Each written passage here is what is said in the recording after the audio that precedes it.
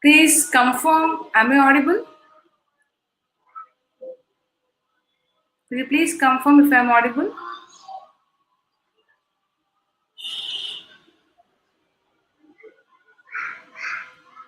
Okay. So myself, Deepthi, I'm a graduate from Electronics and Communication Engineering. I have done my post-graduation from Embedded Systems. I'm associated with 360-degree TMG and InnoDatatics, and I work as a data scientist since 2015, and I'm associated with trainings from 2013 with 360-degree TMG. So, to begin with, let us first understand what is a decision tree is. Right? We create classification rules, we have categorical output variables, we have multiple categories. First thing is, whenever a decision tree is applied, we check for why. So when you are checking for why here, what is the first thing? Usually, whenever we talk about data mining, we split it to two categories where you have supervised learning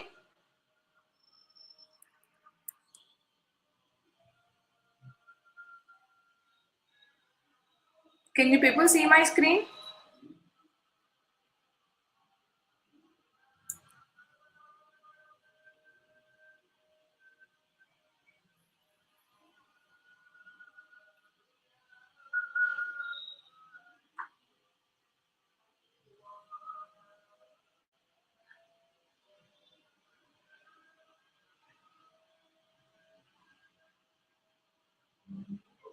You people can see my screen?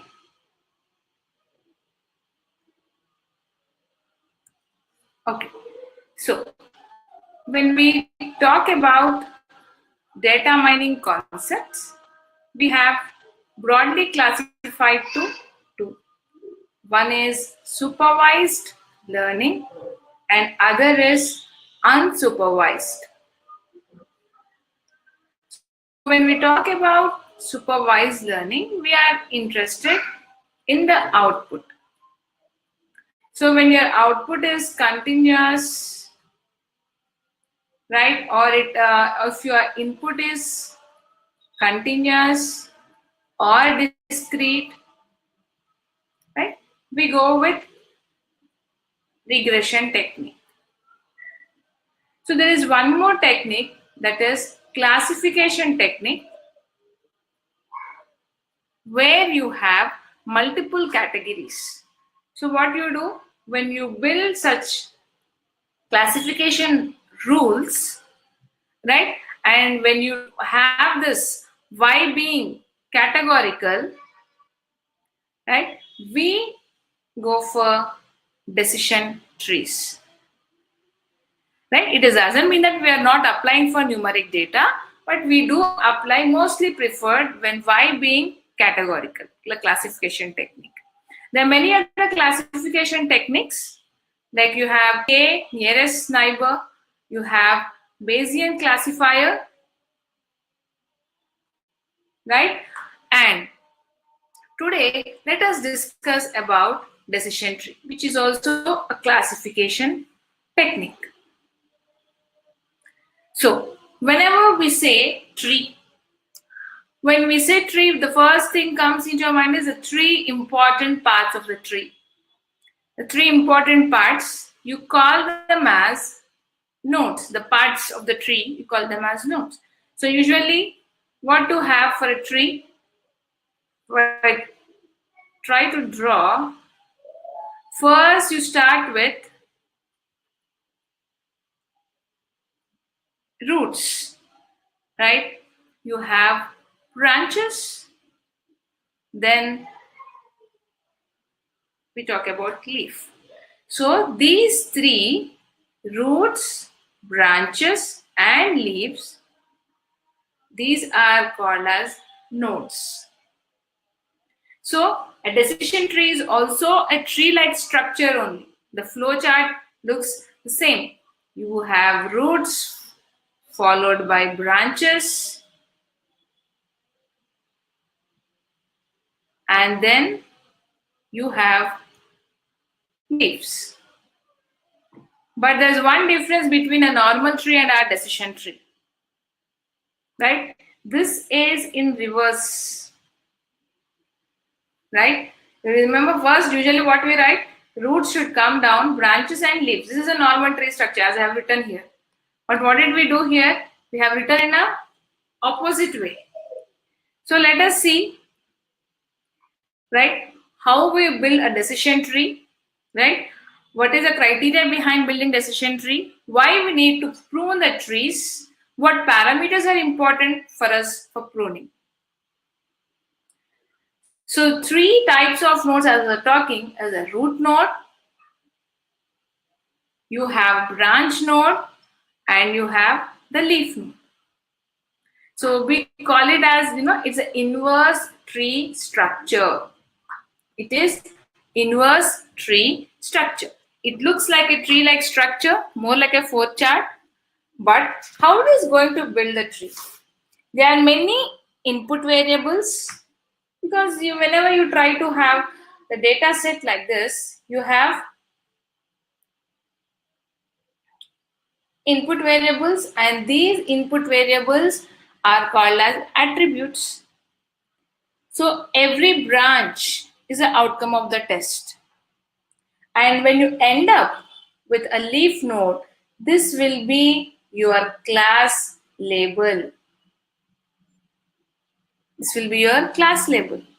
So you try to start up with one node, that is a root node. You are trying to build with branches. Finally, you will end up the nodes. These nodes are called as leaf nodes. So these are your root nodes. These are branch nodes. So what are these branch nodes all about? They're nothing but the attributes. Each attribute is tested here in the branch node. So finally, the flow of this formation of the leaf node, you call it as classification rules. The rules what you are forming to reach the leaf node, the path, you call them as classification rules. So we have to remember these three nodes. And now, how do you build this decision trees? So whenever we talk about a decision tree, this is a flow chart. It's an inverse tree structure. So the blue one, what you're seeing on my screen here, it is the root node. The blue one represents the root node. These red color dots are nothing but your internal nodes. Finally, the black one are nothing but the leaf or the terminal nodes.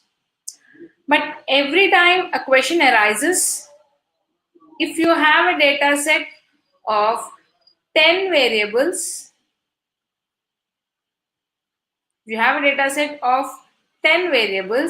so which variable you will start with as root node? Which variable you will start as a root node? And when you will start, how do you stop? Right?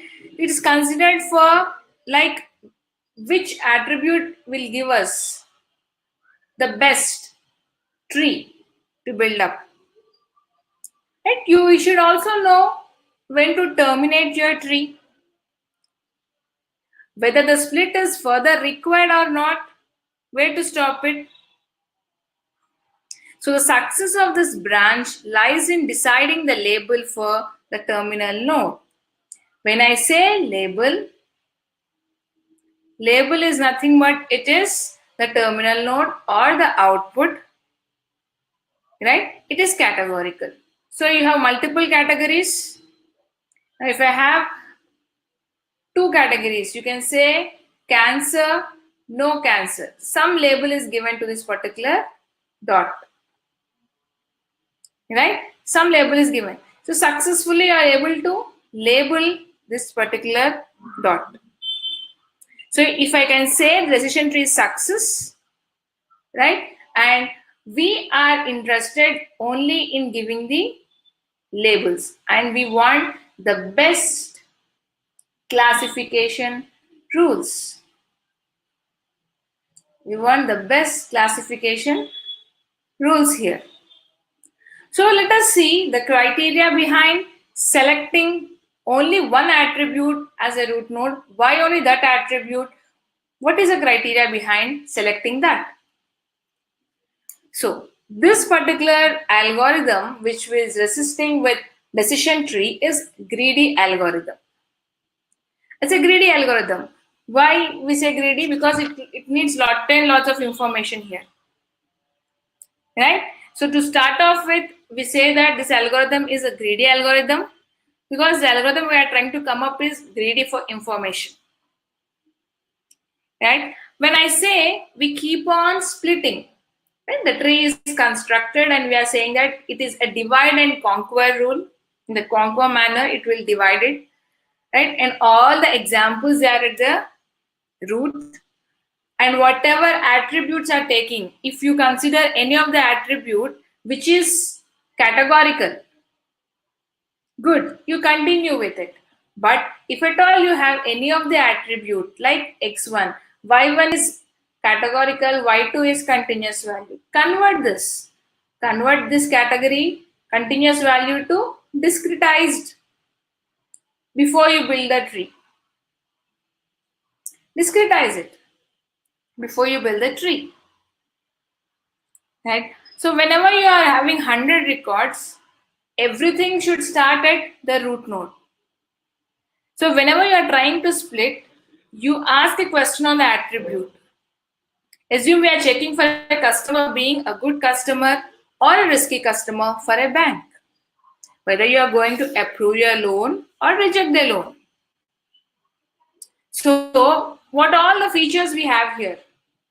If we consider this, so we can take few of the attributes like income, education, whether he is employed or not, what is his work experience, what is his age, what is his gender, lot of information I'll capture. Out of all this information, being x1, x2, x3, x4, x5 and x6, I have to find out why. Why being a customer is good or risky. Right? Binary case. All the input variables. What is the first factor I have to choose to construct a tree? Right? The blue dot, what we have seen previously here. Right? So it depends upon if you take any of the attribute which is continuous. Because you have continuous variable, the values resist from minus infinity to infinity.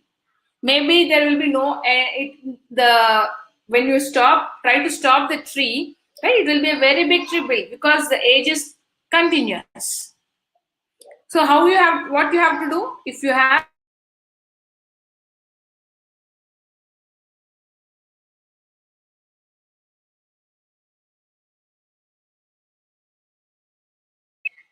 you have to segregate that age greater than 30, less than 30, equal to 30.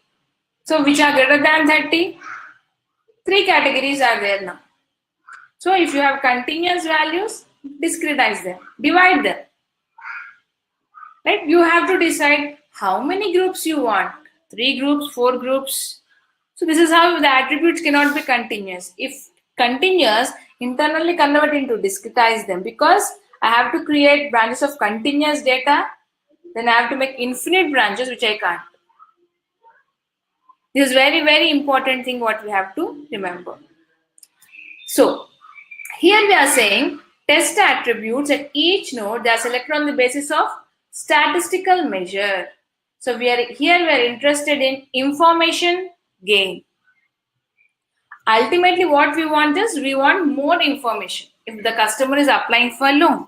If I can extract maximum information, I would decide whether he will pay the loan or he will default. So this is a quantification we do. So this is all about when you will start, what is this information gain, right? So these are the rules, like steps we have to follow when we are trying to build a tree. And next thing is when you are going to stop the partition, right? When all the samples of a given node belong to the same class. Our object is to predict y. If I can predict y, then I'll take a decision.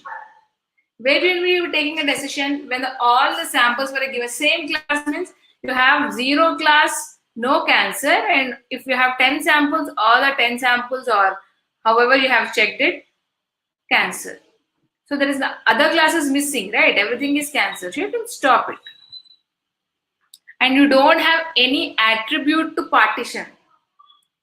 You don't have any attribute to partition. It means that everything like x1, x2, x3, x4, you don't have further partition.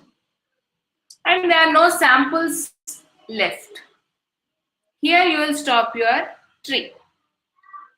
Since I'm looking at columns, so for the particular branch, right, that will be the last column, last partition. I can stop it. If I have a single record, I know it from the historical data. All the tree I'm doing, it is on historical data only. Right? So what we have to do is we have to start with a root node, but let me tell you which attribute we will have to choose for this root node. So this is a data set.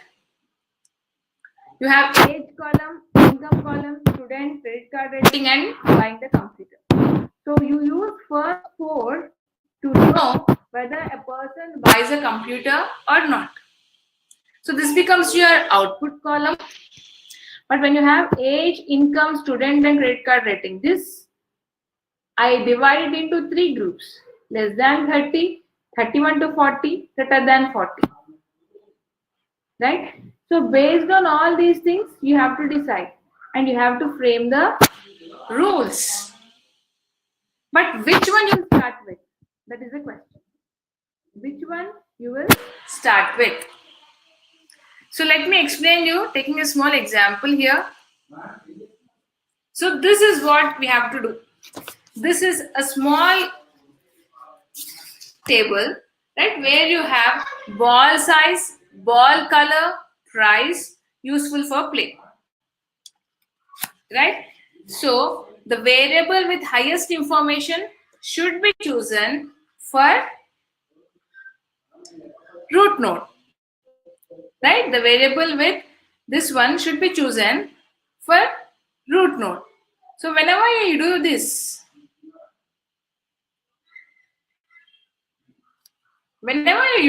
what happens? You have 10, 1, 50, 100, and 1000.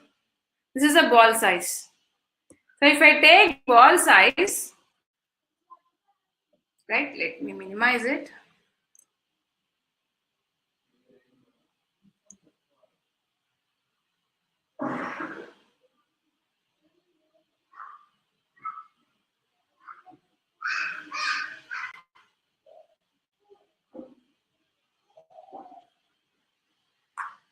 Okay.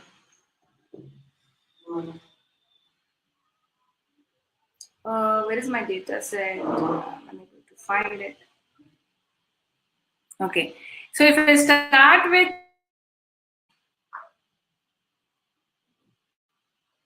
right, I have 2 classes.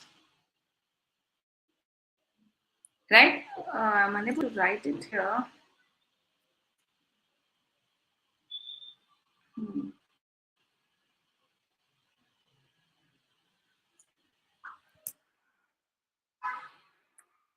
Just give me a minute.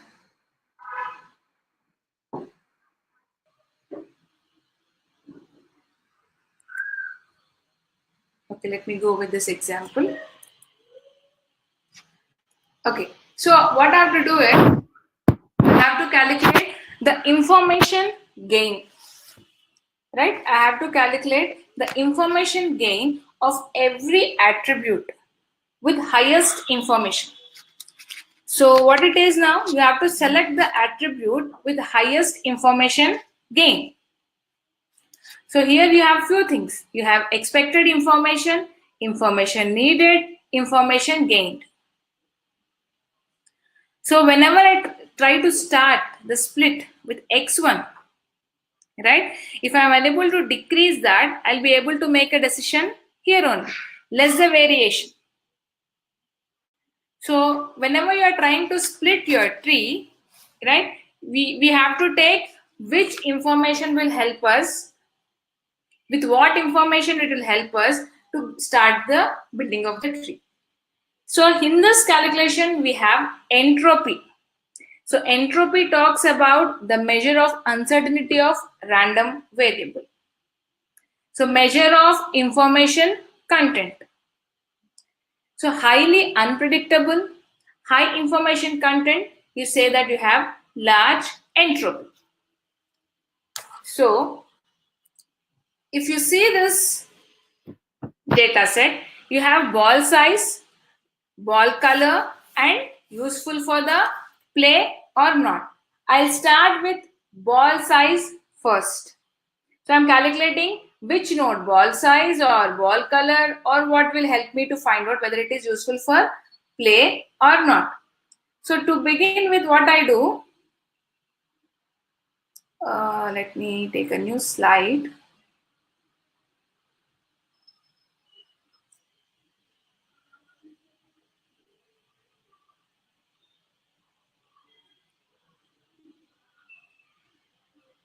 So when I take ball size, so I can divide it into two. I divide into two classes. So it is like, yes class and no class. It is yes class and it will be no class. Right? So when you divide it, you have to check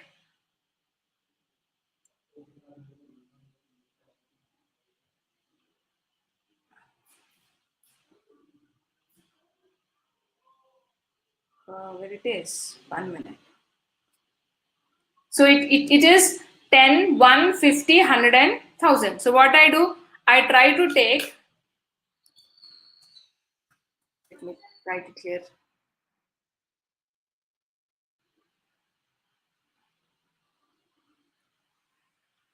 I write it as yes class and I write it as no class.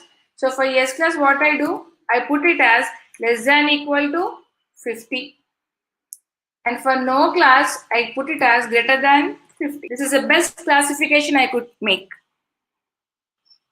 right? By looking at the ball size. So what I do comparison first. 10, if I do comparison, right? So 10 comes under yes class here and 10 comes here. So what is the actual value here? 10 less than 50. Yes. The predicted class is, this is the predicted class. Yes. So this yes and this is your original class. So here yes and yes. So there is no misclassification here. No misclass. Now 1. 1 is less than 50. 1 is less than or equal to 50. So what happens here when 1 is less than or equal to 50? It's true. Right? This comes under which class? Predicted class is yes. Original class is also yes. So here also, for second case, no misclass. Third, 50 less than or equal to 50. What is the predicted class? Yes. What is the original class? Yes. Here also for third case, you find no misclass. But when it comes to no classification, right? You have 100. 100 is greater than 50? Yes. But what is the predicted class here? It is no. If 100 is greater than 50, it is no. Predicted class is no. What is the actual class here? No. No is equal to no. So here also, no misclassification. No mismatch. Next, 1,000 is greater than 50. It's true, right? So when it becomes 1,000 is greater than 50, right? It is predicted classes? No. But what is your actual class? It is no. So here also you don't have no misclassification. So 100% match when you take ball size. 100% match took place when you take ball size. Right? Now if you start with price. And what is the best classification you can make for price? When it is price, you can have yes class and you have no class. So what is the best classification you can make? Less than or equal to 5. Here you make it as greater than 5. Right? Now what is the predicted class?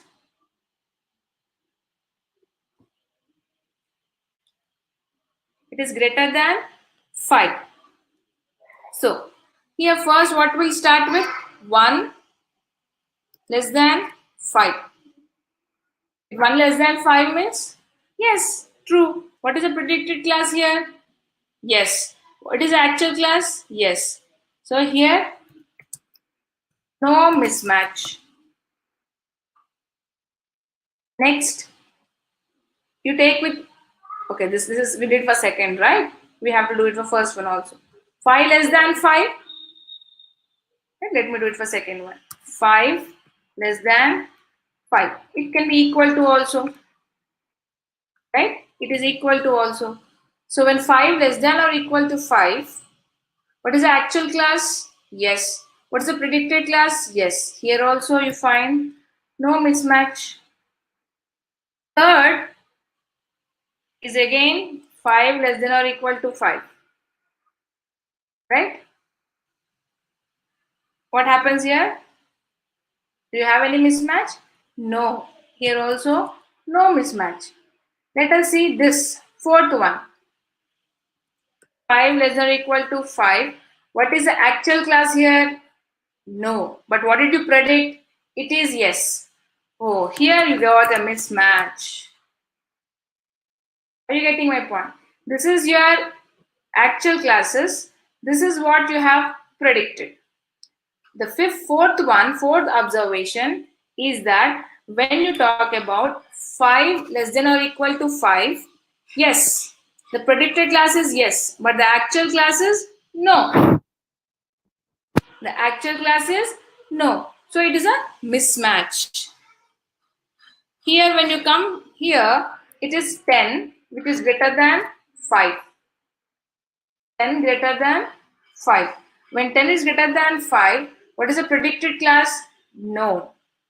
But what is the actual class? No. So you have here no misclass or no mismatch. So if you take price, ball color is having less mismatches when compared to no mismatches when compared to price. Here one predicted value went wrong. This is a predicted value which went wrong. Right? This is a one predicted value which went wrong. So what you have to do here, like taking this variable, I feel that ball size here is having more information when compared to price. Right? Ball size is having more information when compared to price. This is how the information is captured. Here the error is measured by something called as entropy. We call it as entropy. How do I calculate it? I have a two class problem. Here it is yes or no. Right? Here you have yes or no. When you have yes or no situation, right? How to calculate information gain in for each and every variable. You have to calculate information gain for every variable. Now you have to calculate for ball size, You have to calculate for price. Then decide which should be your root node. So information gain, let me erase all this.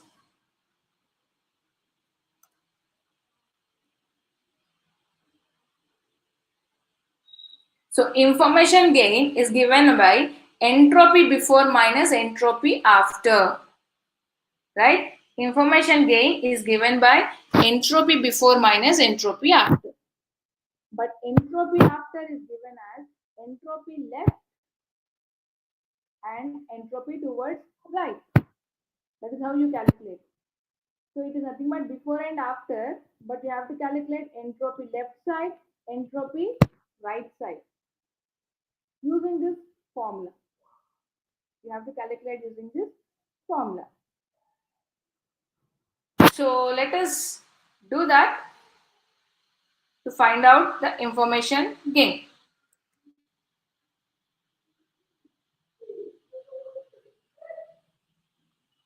So that is what I was talking about. Right? This is a formula what we have to follow for entropy. That is error function. So the minus sign here, it indicates whatever it is capturing impurity. The minus sign is indicating the capture of impurity. So how does the formula go is, whenever you are writing it, it is minus which class, how many classes you have? You have yes class and no class. And you have P of xi log 2 P of xi. And this negative sign is capturing impurity. So what I do now, I have two classes, no? One is yes class log 2 P of x1 minus P of x2 log 2 P of x2. Right? So what is this x1? This is your yes class. This is your no class. So what you have to do, as I told you, entropy before, you have entropy after. If you do this, we have to calculate for information gain. So this entropy after and entropy after is having entropy towards left. You have entropy towards right. So you have to do before minus after, right? You have to calculate left and right. You have to add these two and do subtraction of entropy after and entropy before. Got it? So how many S classes? How do you calculate P of x1? How do you calculate this? And how do you calculate these? Are no classes, are yes classes. If you remember, we had 5 observations, 3 yes class and 2 no class. So P of x1 talks about number of desired events by total number of observations. Log 2 is not always the same. Log 2 is always the same. Again, it is 3 by 5. Minus, no class, how many you have? 2. Out of how many observations? 5. Log 2, P of x2 is again 2 by 5. Right? This is I equal to 2 means no class, I equal to 1 means yes class. You calculate it, you get this entropy before. You calculate entropy before. Right? Yes class means desired is 3, total is 5. Here no class, desired no class is 2 by total observations are 5. This is entropy before. We calculate it, we'll put it aside. Now what we have to calculate? Entropy towards left, entropy towards right. Got it? So first what I have to do, I calculate entropy after. So when I calculate entropy after, first I go with entropy left.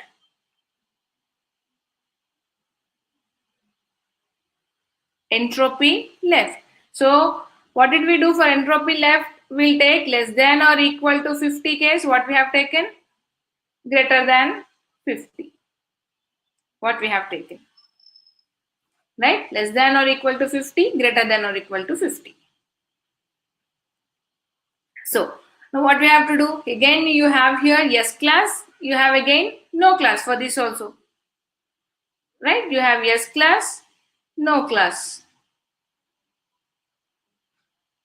Here also you have yes class, you have no class. And how many S classes are there actually? You have 3 S classes, or towards left, 3 by 3. Let me show you.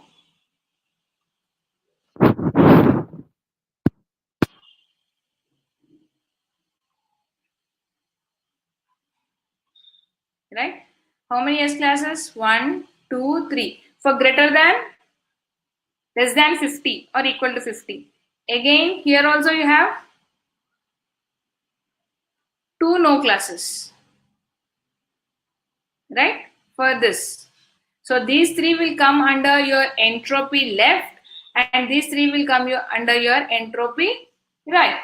So S class is P of S class. What do you write?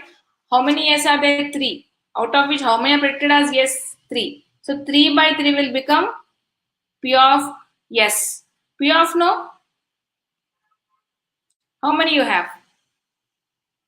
0. Right? Greater than 50. 0 class. So it will be 0 by 3. No classes are nothing, no here. In this 3 you don't have any no class. So it becomes 0. P of x2 becomes 0 for this. So let me write here P of your x1 class, which is your S class you are talking about. How much you got it here? How many S are there? 1, 2, 3. So I get 3 by 3. Similarly, for this you have to calculate P of x2. Then it will be equal to no class. In this 3, sorry, my bad. In this 3, how many no classes are there? 0. So this becomes 1. This becomes, let us write here, this becomes 1 and this becomes 0. Because 0 by 3. This is 0 by 3. This is 3 by 3.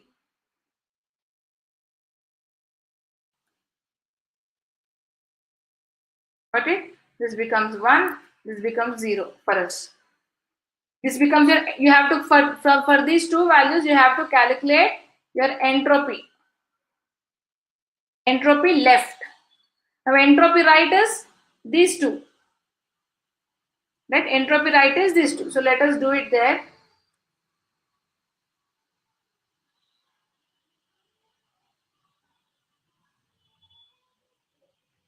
So what did we calculate here?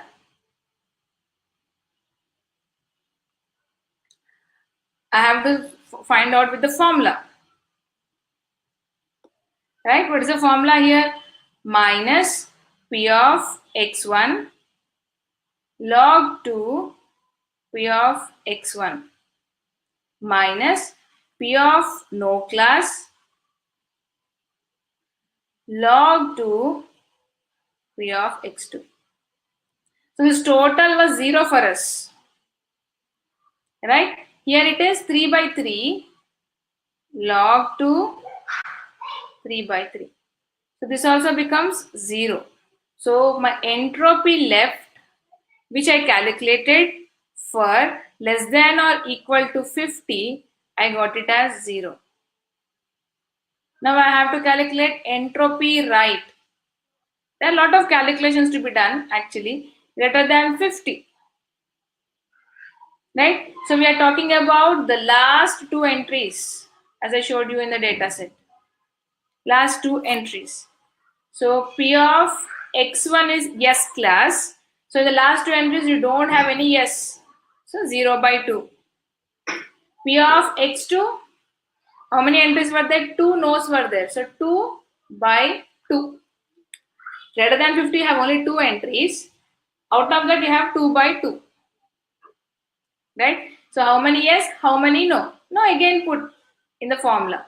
Minus P of x1 log 2 P of x1, right, minus P of x2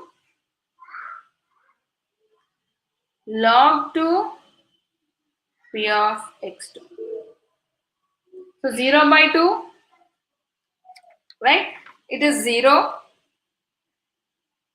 minus log, this is 1, log 2, 2 by 2 is again 1. So this becomes 0. So what is my formula? Actually, I want entropy after is equal to, I should add left plus entropy right. So if I add them, 0. But before I add them, right, I have to do multiplication, right, for left and right. So what is it? Total yes classes 3 by 5, right? I should do total 3 entries out of 5. That is 0 plus, here how many entries you had? 2 by 5, no class, into 0. That will give me total entropy after. So let me show you in the formula.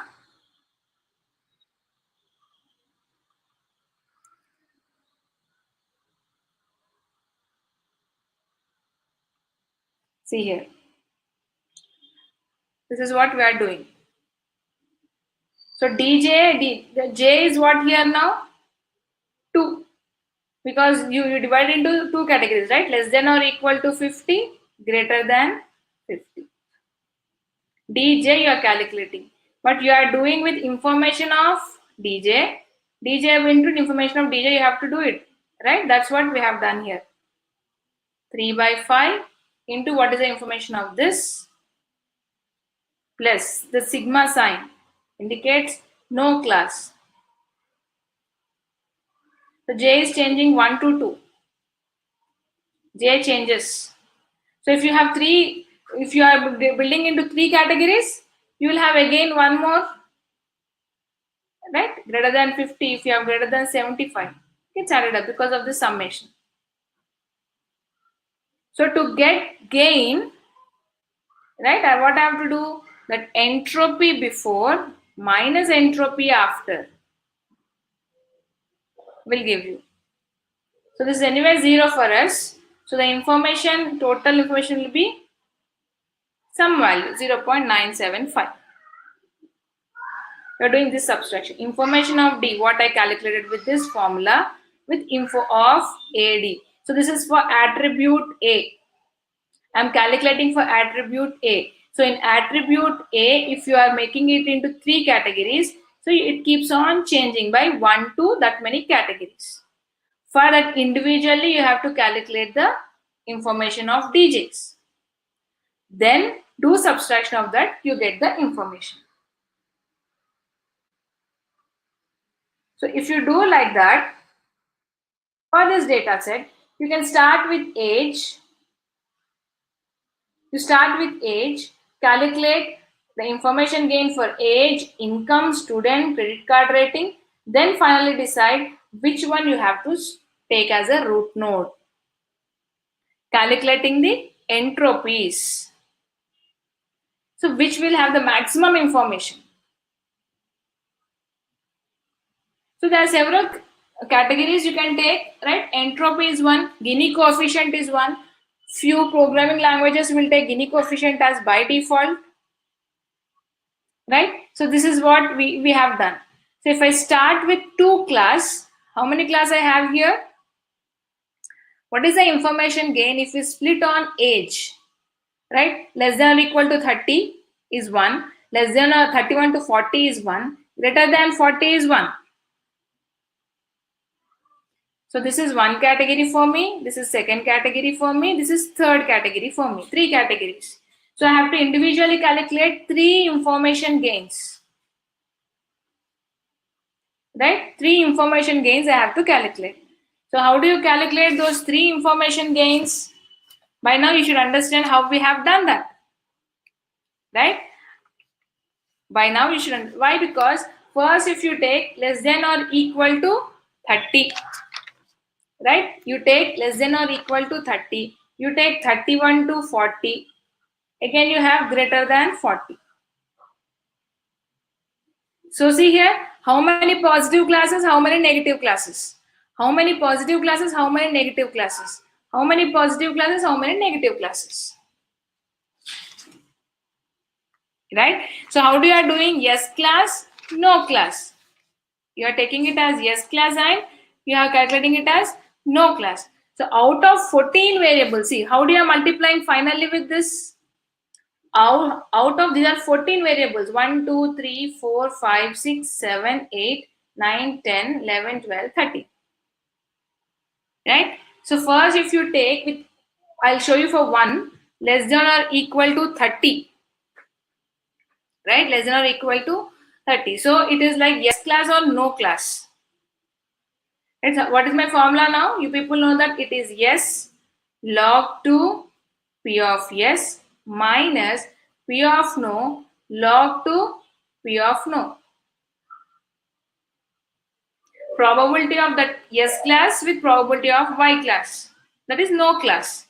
How many computers are purchased? So how do you calculate the information for this? Out of 14 variables, right? Out of 14 variables, how many of are your yes? Right? How many of them are yes? 1, 2, 3, 4, 5, 6, 7, 8. Did I miss anywhere? No. Right? So 1, 2 it should be 9 actually. Don't know where we missed it. 1, 2, 3, 4, 5. So that many by 14. Your yes class. And no class 5 by 14. So how do you calculate entropy now? 9 by 14, same formula here. Log 2, 9 by 14 minus 5 by 14, log 2, 5 by 14. This is what you got the first. This is nothing but your entropy before. Now I do information calculation for age. Expected information for age. So 13 data points. J is a subclass of that attribute. So how many different classes I have done? 3 different classes. First I calculate for this. Less than 30, how many are there? 1, 2, 3, 4, 5. 5 are less than 30.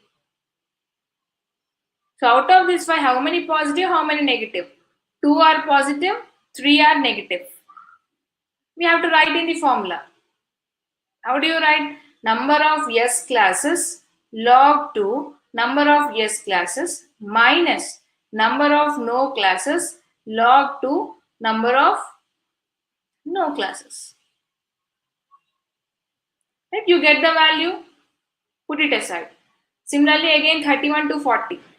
In 31 to 40, how many are total 31 to 40? 1, 2, 3, 4. 4 classes. Out of which how many yes class and how many no class here? 4 are yes classes, 0 are no classes. Again calculate. Minus 4 by 4, 4 by 4, log 2, 4 by 4, minus 0. Put it aside. Again come back to greater than 40.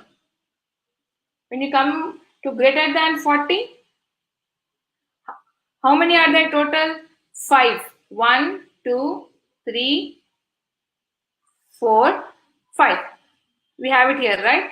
You have 5 classes here. Greater than 40. On the table, you can check in the table. Out of 5, how many are yes classes here? We have 3 are yes classes, 2 are no classes. What is the formula here?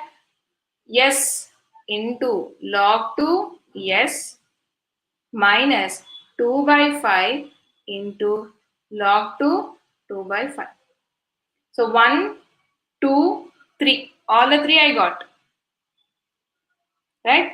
So, but now what is this? Finally, I am doing it. I have to multiply with information gain of 30. See, I have calculated information gain of 30. It is 1, 1 is 0. This is for this, you got it as 0.971.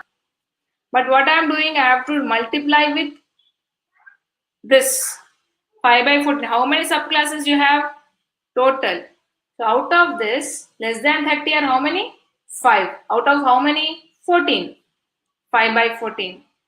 Here you have 31 to 40. How many subclasses are there for this 31 to 40? 4 subclasses. So multiply with 4 by 14. How many subclasses are there for greater than 40? 5. Here you have seen now. Out of how many? Total are 14. So 5 by 14. If you do multiplication of this, you get this value. This becomes your entropy. So these are your what? Entropy towards left, entropy towards right. Adding up them and do subtraction. This is what you have done. Like that, if you do for all, you get gain calculation. Information gain of age, income, student, and rating. So out of all this, which is having the maximum information gain? Age. So I take age as my root node. So this is the math behind building the decision trees. This is the math behind the decision tree. So I took age as a root node. Now this becomes my branches. If you check here, only this is a class where you have all are yes. Right? Others you don't find yes, yes, no are there. So these are this became yes. Again subsplit. So now this becomes a branch, this becomes a branch. And finally, there is no other class to subdivide it. You are ending up with these classification rules. So if a person is having age of less than 30, he is not a student, he will not purchase. So how many classification rules? If you have tried with another another attribute here, you might have end up with more number of rules. These are nothing but the rules. So you can pose a question to a customer who is entering into your store. These 5 questions, you can get a conclusion whether he is going to purchase it or not. Whether you have to spend time for him to convince him to purchase a computer or not. This becomes yes class, no class, yes class. So you are asking him, what is your age? Do you have a credit card rating? No, he will not purchase. Right? We may not be 100% correct because no model can run good. Right? Now, so what you do here is our topic pruning. So you have built a decision tree, and when you build the decision tree, there is a possibility of overfitting case. Mostly this will be an overfitting case. What is this overfitting case? We know that whenever you are trying to build the model, you divide your data, right, into trained data, you divide it into test data. So the training accuracy is around 95%. Suppose your test accuracy is only 80%. This scenario is mostly seen in decision trees. So for that purpose, what you have to do is you prune the trees. Right? Overfitting to noise is one option. Maybe there is a chance. But there are 2 strategies which will try to reduce this overfitting scenario in decision trees. Right? So one is before you start building the decision tree, you give some parameters which will reduce the overfitting problem. There is one more thing, that is post pruning. You will just directly grow the decision tree, and later you will think that okay, that the tree has built to a maximum extent, so let me discard few parts. Right? Pre-pruning means stop growing a branch when the information becomes unreliable.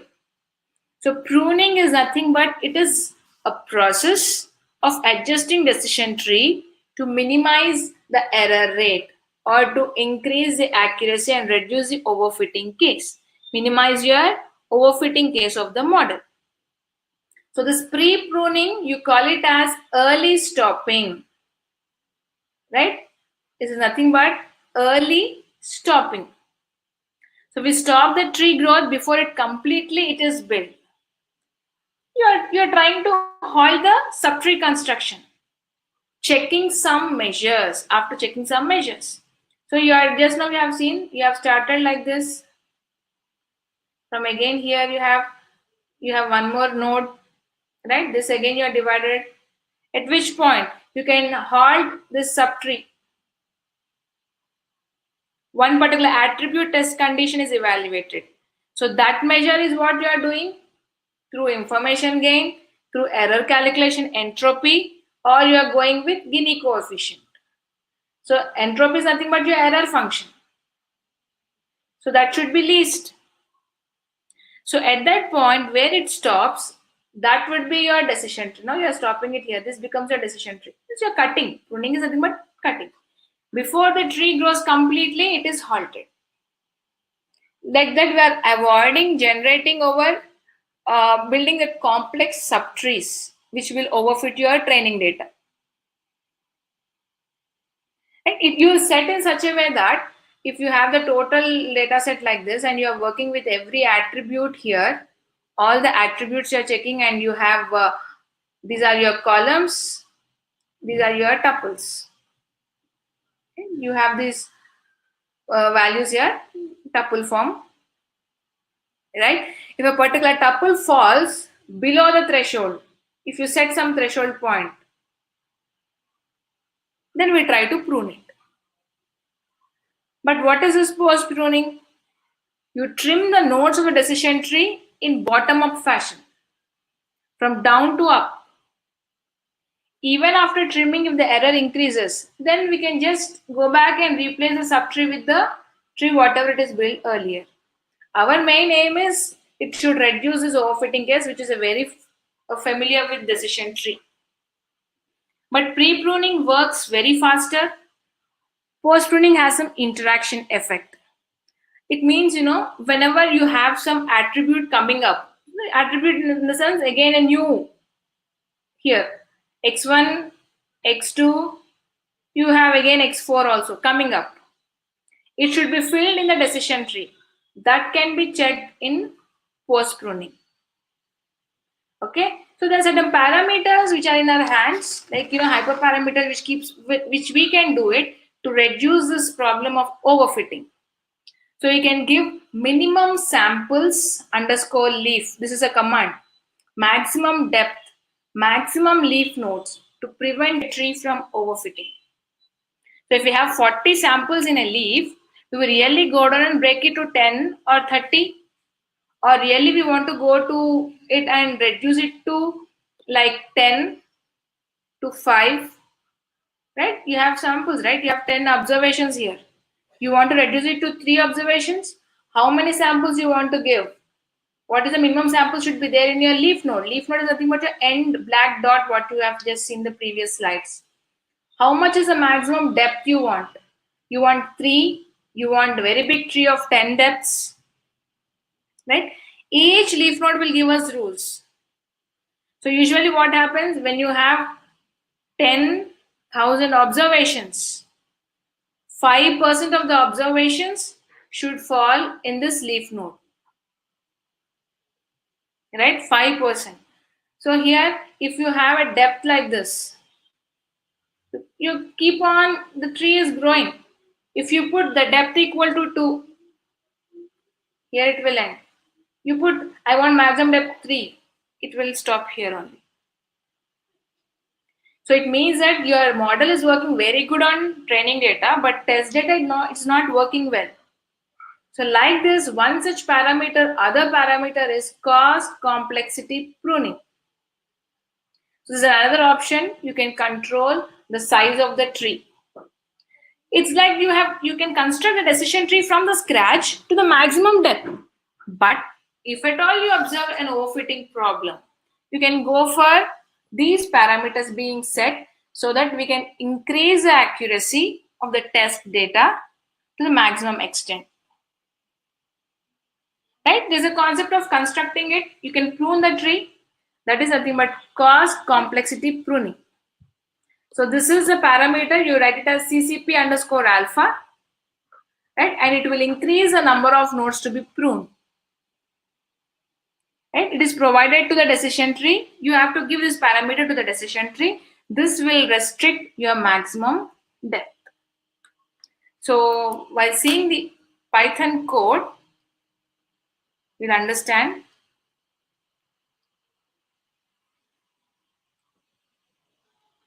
So I'm loading the data matplotlib for splitting the data train underscore test underscore split.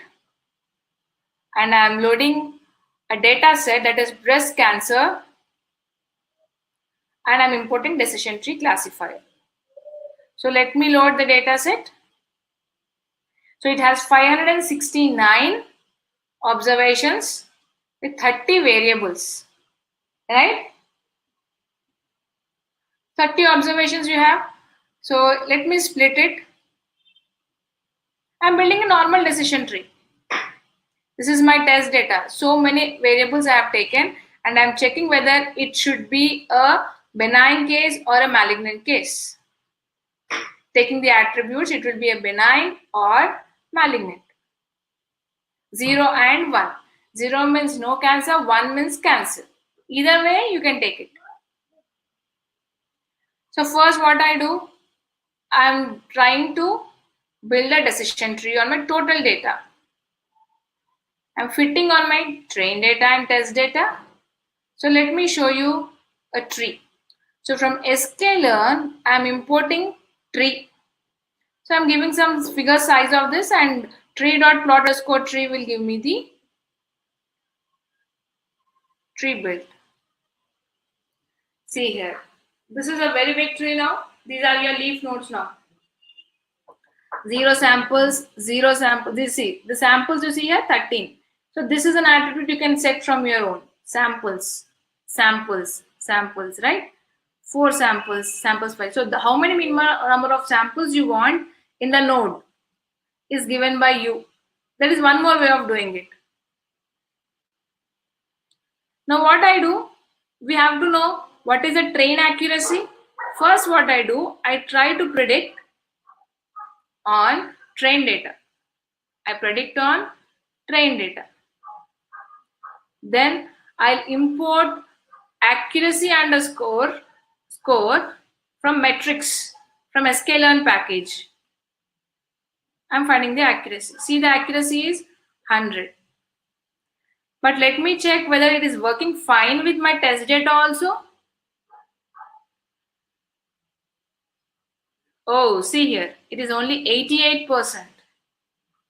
Right? From 188, 188. So it is an overfitting case.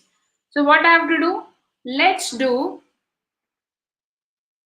pruning for the tree, whichever it is built. So there's a function called cost complexity pruning underscore path in Python. So for this, I pass my data.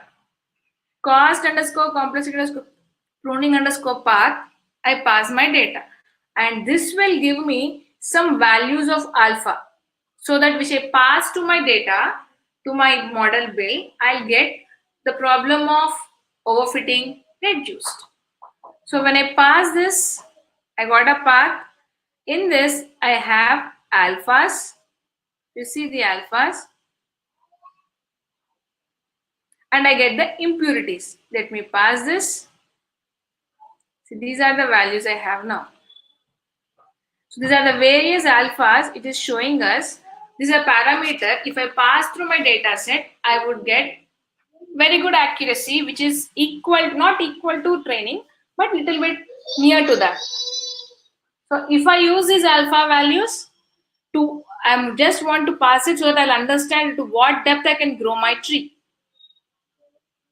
So that parameter should be placed in the decision tree. To what depth should this increase? So what is the other thing it does is this CCP underscore alpha will check for the weak point and all the values that are stored in the list. For all this, what you can do, you can check the scores, which is giving you the best accuracy. You can use that for building your tree. So that is a parameter which you can pass. So let us understand which alpha is giving you the best. So what did I do here? I have just created a list. For every value in CCP underscore alphas, I am passing my decision tree classifier and I am fitting my train data and test data and appending those values in CLFS. So this is my list. I'm passing all the values and I'm asking which is the last tree. So it is showing the last tree is 1 with the CCP underscore alpha is 0.3279. So iteratively, each and every alpha value is assigned in my decision tree. I'm doing the fit and I'm appending it to my CLFS object which is created. This is the object which I have created. Now what I have to do? Whatever CLFs I got, right? I try to find out the scores. So CLF dot score X train, Y train for every value of alpha which is available in that particular CLF of list. And test score also. So if I run this, I run this. So I get different training scores for different alpha values. See, these are the various training scores. Earlier it was 1. So as alpha value, whatever it is given by Python programming, it is giving you different accuracies. Similarly, if I run test scores for different alpha values, you can check. These are the different with different alpha values, you are getting different test scores. So what we can do is we will have a plot of these two values. If you see here, alpha values are same, but only thing I am changing is train scores, test scores. I'm giving a marker here so that we can get the best alpha value, less CCP value to reduce this overfitting case. If I run this, see here, this is the plot. These are my orange represents my test and blue represents my training data. So these are the various alpha values, they are the various accuracies. If you see when I didn't pass any parameter, it is 100. Till at a point of time, it is 100. So if you can see these two dots somewhere around here, if you can check with this, right, seeing the graph, which value will suit the best, you can check that. So I have taken some value here and now I'll build a new model. So model 2 is my new model with decision tree classifier, random underscore set equal to 0. I am passing that particular alpha value. I'll fit that particular value on my train data. I predict on my test data. If you see here, I didn't pass criteria here. If you want to pass entropy, you can pass here, put comma, write criterion equal to entropy. Gini coefficient is by default taken by Python. If you don't pass, it takes Gini coefficient. That is also one of the index, like entropy measure. Now, if you see test score, earlier it was 88, now it increased to 93 for this alpha value. It's a trial and error method. Initial tree was having so many leaf nodes. Now, if you can check the tree here, it got reduced and see the number of samples increased.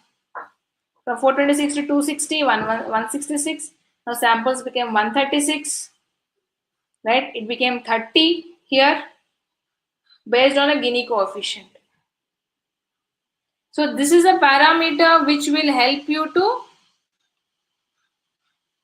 find out the best accuracy and reduce this overfitting case. So from 100% accuracy, what we want actually, we want low bias and low variance. Right? You can change with different alpha values and if you want to get more accuracy. Right? So at 93, you got this. according to the plot what we have seen. 93 accuracy on the y-axis with this particular alpha value. So this is how you can prune. So what did I do? I build the total decision tree, then I started pruning from the bottom fashion. The leaf nodes get cutted, you are cutting it from the bottom. Right? So this is your, right? Any questions?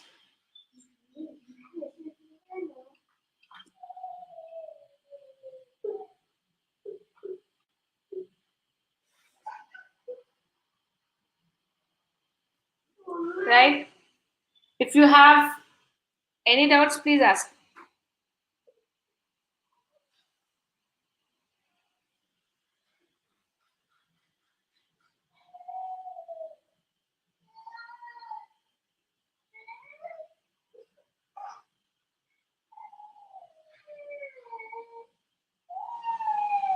So thank you all, right, for the session. Thank you.